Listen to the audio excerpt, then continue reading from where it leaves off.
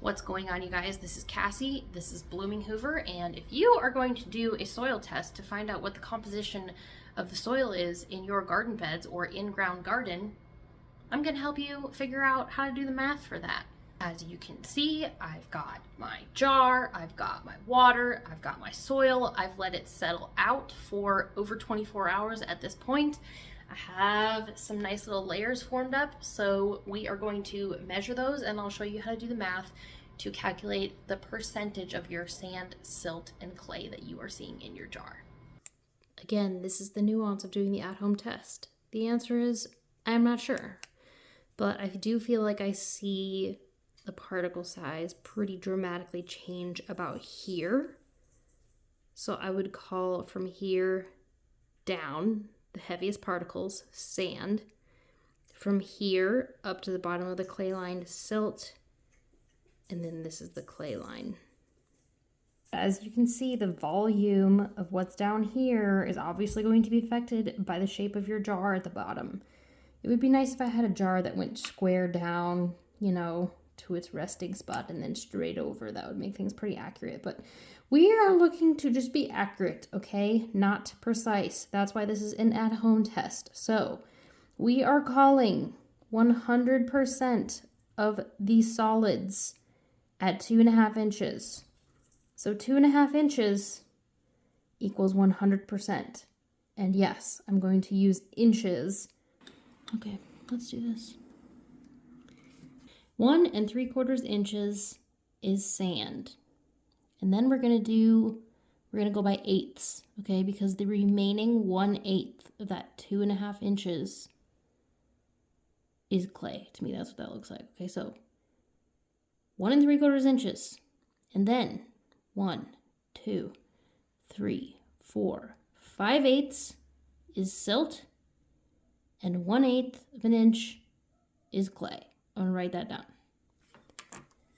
I wanted to also just show you in terms of measuring your solids, you don't have to use a ruler.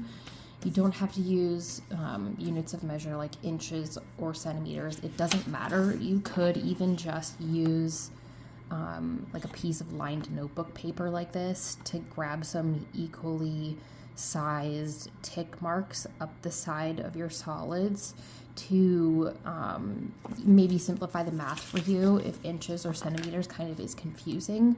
So you can just draw equally sized tick marks up a piece of paper or use a piece of lined notebook paper and grab units of measure in that manner as well.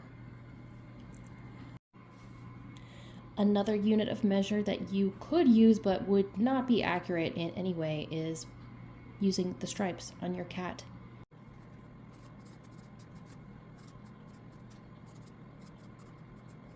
An important thing to understand when you're solving for the solids in your jar is that the total height in solids to the top of your solids in your jar is 100%. So in my case, I used a ruler. The total distance from the bottom of my jar to the top of my solids was 2.5 inches. The measurements in sand was 1.75 inches. The silt was 5/8 of an inch, also known as 0.625. The clay was 1/8 of an inch, also known as 0.125. So when you solve for what this means as a percent, 1.75, 0.625, or 0.125, you take the smaller number. Woo! You make it into a fraction, okay? You say, I want to know what 175 is in a total of 2.5. So you literally divide this just as it's written. 1.75 units divided by total number of units, 2.5, equals 0.7.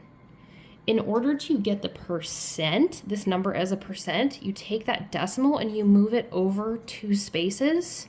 So when I do that, that becomes 70%.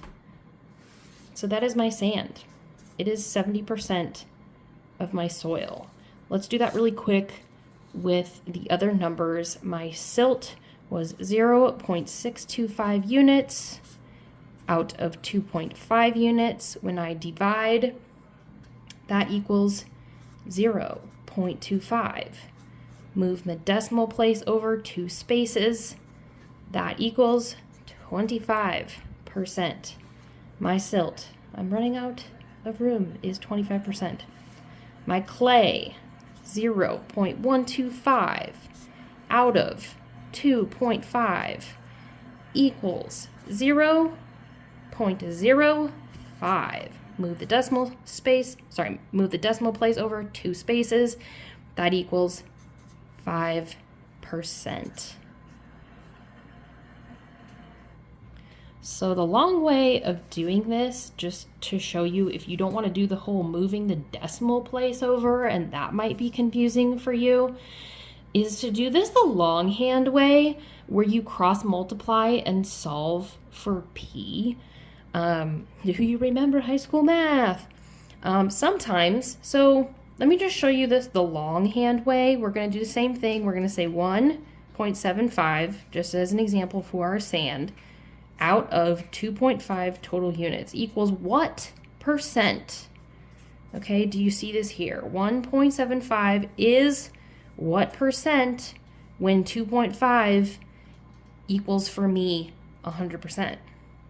So what you do here is you cross multiply to solve for p. 2.5 times p equals, we don't know, right? So 2.5 p equals 1.75 times 100 is 175. When you solve for p, you divide by 2.5 so that this cancels out and you are left with p equals, you do the same thing on the other side, you divide by 2.5. P equals 70. I no longer have to do the whole decimal place thing and move that over. That's the whole point of multiplying by 100 before you solve for p. But either way, you're getting to the same place. All right? One more note, just as a reminder, is that there is a water line also, of course, in the jar on top of your settled solids that we are ignoring. So I went ahead and drew that water line in just to clarify. Up to the water line does not matter. We are not counting that. We're not measuring the distance of water.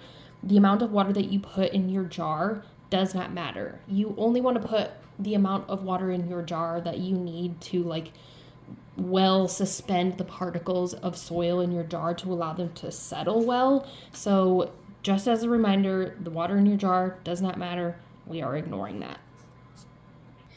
I hope that was helpful to understand maybe a little bit better how those different levels of soil settling in your jar actually equate to a total percentage of the solids and composition of your soil. So just another note, I'm not going to show you necessarily right now what all of this means, what your results mean in terms of how you should be amending your soil. That would probably be another video for another time, but I wanted to help you get through the math because some people don't know how to calculate percentages. And I will tell you, just as an example, for why this is necessary to show people this is because when I was in college, I was in a class back in the day, and someone whispered behind my shoulder. They were like, "Psst, Cassie," sitting at a table behind me, and they were like, "Hey," trying to figure out what the professor was asking us to do. She was asking us to solve for a percentage. She was like, "Psst, hey, Cassie, how do you solve for a percentage? How do you calculate a percentage?" So even people in college classes do not know how to solve for a percentage, and that's okay. I think sometimes that is the more difficult thing to do when you're doing these at-home tests, especially the jar test, because everybody knows the steps, and that's a pretty simple process to follow of taking, handfuls of soil, putting it in a jar, adding water, shaking it up, and then letting it settle for a day. But then when what you're left with are these lines and they're, kind of difficult to decipher, and then you somehow turn that into useful information for you for how to treat your soil. That is kind of the more difficult part. So I really wanted to show you that. I hope it was helpful. Thanks for watching this with me today, and I will see you next time.